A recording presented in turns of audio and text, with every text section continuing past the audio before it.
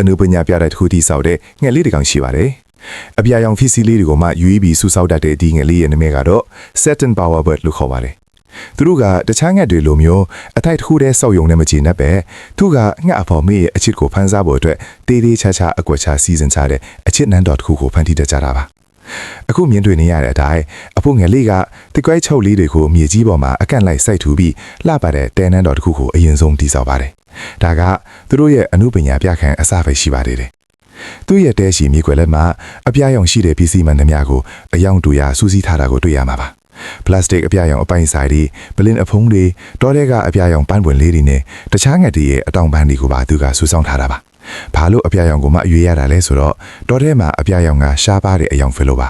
ဒီလိုရှားပါတဲ့အရာတွေကိုရှားဖွေနိုင်လေဒီငှက်အဖို့လေးကအတွေ့အကြုံရှိပြီးညံကောက်တဲ့ဆိုတာကိုသိသိပြနေတာဖြစ်ပါတယ်ငှက်မလေးရောက်လာတဲ့အခါမှာတော့ငှက်အဖို့လေးကသူ့စုဆောင်ထားတဲ့အပြာရောင်ပစ္စည်းလေးတွေကိုနှုတ်သီးနဲ့တစ်ခုချင်းစီယူပြပြီးကပြပါတယ်သူ့ရဲ့အယောင်အသွေးသူ့ရဲ့စုဆောင်မှုနဲ့သူ့ရဲ့အရေးချင်းကိုအကောင်းဆုံးထုတ်ပြနေတာပါအမငယ်လေးကတော့တိုင်နန်းတော်တွေကနေငှက်အဖို့လေးရဲ့စူးစမ်းမှုကိုသေးသေးချာချာအကဲခတ်ပြီးမှလက်တွေ့ဖော်အဖြစ်ရွေးချယ်မှဖြစ်ပါတယ်ဒီငယ်လေးတွေစီကနေကျွန်တော်တို့ရရှိနိုင်တဲ့သင်ခန်းစာကတော့သစ္စာရှိတဲ့စူးစမ်းမှုပါပဲသူတို့ဟာအဖော်ရှားဖို့အတွက်နှစ်ပေါင်းများစွာဒီအတတ်ပညာကိုသင်ယူရပြီးနန်းတော်တစ်ခုဖြစ်လာဖို့စိတ်ရှည်လက်ရှည်တည်ဆောက်ရပါတယ်လူသားတွေရဲ့ဘဝမှာလည်းကိုတို့ချင်တဲ့ပန်းတိုင်တစ်ခုကိုမျက်နှိုးရတဲ့အရာတစ်ခုရရှိဖို့ဆိုရင်အတိအဖွဲကအစဂယုတစိုက်နဲ့စိတ်ရှည်လက်ရှည်ပြင်ဆင်စူးစမ်းမှုကသာအောင်မြင်မှုကိုယူဆောင်လာပေးမှာဖြစ်ပါတယ်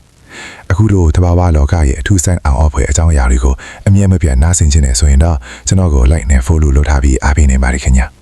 အားလုံးပဲစိတ်ဤချမ်းသာခြင်းကိုယ်ဤချမ်းသာခြင်းနဲ့ပြည့်စုံကြပါစေကျွန်တော်ကတော့တင်ဆက်သူစောချင်ပါခင်ဗျာ